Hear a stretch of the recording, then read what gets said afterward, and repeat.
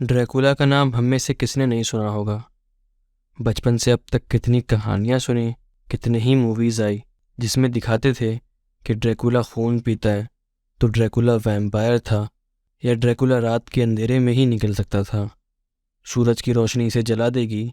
یہ سب باتوں سے لے کر جانے کیا کیا، لیکن ان سبھی کہانیوں اور موویز میں ایک چیز کامن تھی: مسلمان کے اتہاس کو لوگوں کے ذہن سے کوسوں دور رکھنا۔ جی ہاں، مسلمان کا اتہاس۔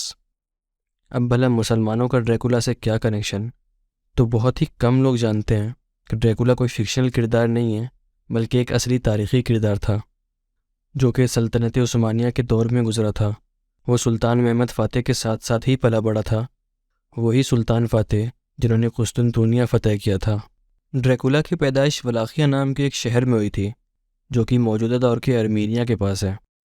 یہ کرسچن سمودائے سے تعلق رکھتا تھا۔ جب ڈریکولا محض 8 سال کا تھا تبھی سلطنت عثمانیہ کو خبر ملتی ہے کہ ولاخیہ شہر کا بادشاہ ولاد سلطنت عثمانیہ پہ حملہ کرنے کے لیے اور بھی الگ الگ کرسچن آرمی کے ساتھ اکٹھا ہو رہی ہے۔ جب یہ خبر اس سمے کے سلطان مراد کو ملتی ہے تو وہ ولاخیہ کے راجہ ولاد کو اپنے پاس بلاتے ہیں اور اس سے اس بات کا ذکر کرتے ہیں۔ سامنے سے ولاد نے منع کیا کہ نہیں، وہ اور کسی بھی کرسچن آرمی کے ساتھ سلطنت عثمانیہ کے خلاف نہیں کھڑا ہوگا۔ اور چونکہ سلطنت عثمانیہ کے سامنے ولاد کافی کمزور تھا، ولاد پھر سلطنت عثمانیہ کو ایک امن کا معاہدہ کرتے ہوئے اپنے 2 بیٹے ولاد ڈریکولا اور رادو کو آگے کی تعلیم کے لیے سلطنت عثمانیہ کے حوالے کر دیتا ہے، جس سے سلطان مراد کو بھروسہ ہو جائے کہ اپنے بچوں کو سلطان کے حوالے کر کے ولاد سلطنت عثمانیہ پہ حملہ نہیں کرے گا، اور ساتھ ہی ساتھ ولاد سلطنت عثمانیہ کو ہر سال ٹیکس دینے کے لیے بھی راضی ہو جاتا ہے۔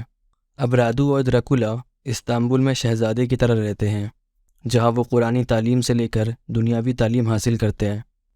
جہاں ڈریکولا کا بھائی رادو اسلام اپنا لیتا ہے، وہیں ڈریکولا جیسے جیسے بڑا ہوتا ہے ویسے ویسے اس کے دل میں اندر ہی اندر سلطنت عثمانیہ کے لیے نفرت بڑھتی ہی جاتی ہے۔ وہ سلطنت عثمانیہ کو تباہ کرنے کا منصوبہ بناتا رہتا ہے۔ سمے بیتتا جاتا ہے۔ اب یہاں پہ سلطنت عثمانیہ کے سلطان بنتے ہیں سلطان محمد فاتح۔ ادھر ولاخیہ میں ڈریکولا کے باپ ولاد کی بھی تب تک ڈیتھ ہو جاتی ہے۔ اب کیونکہ ولاخیہ کے لوگ عیسائی تھے، وہ لوگ کسی مسلمان بادشاہ کو ولاخیہ کے تخت پہ نہیں دیکھنا چاہتے تھے، تو سلطان محمد ولاد کے ہی بیٹے ڈریکولا کو ولاخیہ کا بادشاہ بنا کر بھیجتے ہیں۔ ڈریکولا واپس ولاخیہ آ جاتا ہے اپنے باپ کی گدی سنبھالنے۔ اب ادھر سال در سال گزرتا رہتا ہے، لیکن ڈریکولا شرط کے مطابق سلطنت عثمانیہ کو جزیہ ٹیکس نہیں بھیجتا۔ سلطان محمد پھر اپنے 2 سپہ سالار کو ڈریکولا کے پاس بھیجتے ہیں کہ جاؤ جا کر ولاخیہ کے بادشاہ ڈریکولا سے ٹیکس لے کر آؤ۔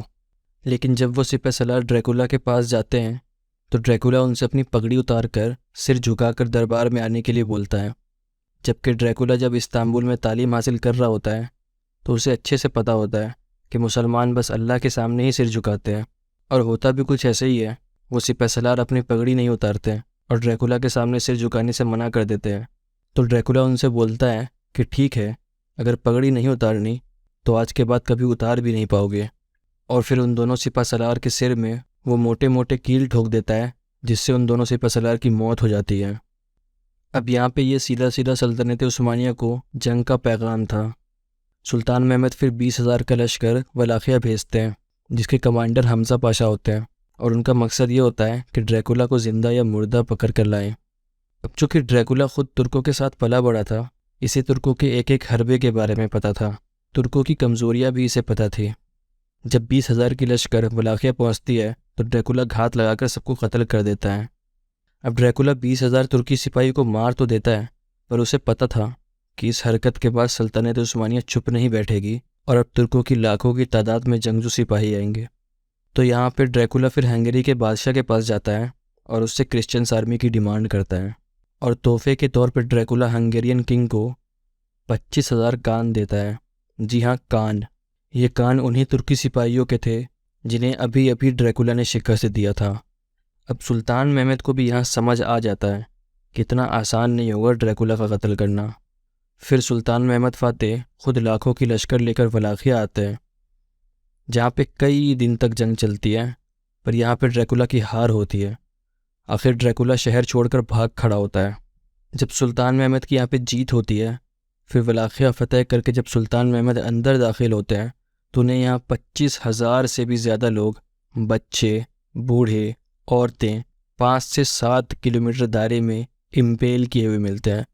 جی ہاں، ڈریکولا جس مسلمانوں اور سپاہیوں کا قتل کرتا تھا وہ ان کے پیچھے والے حصے سے لکڑی ڈالتا تھا اور ان کے سینے یا سر سے وہ لکڑی آر پار نکال دیتا تھا اور اس لکڑی کے کھمبے کو پھر زمین کے اندر گاڑ دیتا تھا۔ سلطان محمد یہ منظر دیکھ کر پھر اپنے پورے لشکر کے ساتھ سجدے میں گر جاتے ہیں اور ان ہزاروں لوگوں کو پھر کھمبے سے اتروا کر مٹی میں دفناتے ہیں۔ اس کے بعد یہ خبر آگ کی طرح کرسچنس لوگوں میں پھیل جاتی ہے اور پھر کرسچنس لوگوں کی طرف سے اس کو ایک ٹیگ ملتا ہے، ایک ٹائٹل ملتا ہے، ولاد ڈریکولا دا امپیلر، کیونکہ یہ جتنے بھی مسلمانوں کو مارتا تھا یہ ان کے پیچھے والے حصے میں لکڑی ڈال کر ان کے سینے سے نکال دیتا تھا، وہ امپیل کر کے وہ اس کو مٹی کے اندر گاڑ دیتا تھا ایک کھمبے کی طرح۔ اس کے بعد پھر سلطان ڈریکولا کے بھائی رادو کو، جو کہ مسلمان ہو چکا تھا، اس کو ولاخیہ کا بادشاہ بنا کر واپس استنبول آ جاتے ہیں۔ 15 سال بیت جاتا ہے، ترکوں کو پھر ڈریکولا کا پتہ چلتا ہے کہ وہ کسی اجنبی شہر میں جا کر بسا ہوا ہے۔ ترکی سپاہی پھر اسے کھدیر کر مار بھی دیتی ہے۔ ترکی سپاہی اس کے سر کو پھر قلم کر کے سلطان کے پاس استنبول بھیج دیتے ہیں، جہاں سلطان نے اس کے سر کو ٹھیک اسی کے انداز میں لکڑی کے کھمبے میں گھسا کر مہینوں تک استنبول کے دروازے پہ لٹکائے رکھا تھا۔ دوستو، ڈریکولا کے بارے میں 90s کے آئرش ناول رائٹر نے کچھ عجیب ہی ناول لکھ ڈالی تھی، جس میں اسے ویمپائر بتا دیا تھا۔ پھر اس پہ اور بھی سٹوریز بننے لگی، پھر موویز، اور اس ناول میں سلطنت عثمانیہ کا ذکر دور دور تک نہیں تھا، جو کہ اصلیت کو چھپا کر ڈریکولا کو حیوان تو بتایا گیا اس میں، لیکن ایک اچھے وے میں بتایا گیا تھا اس کو۔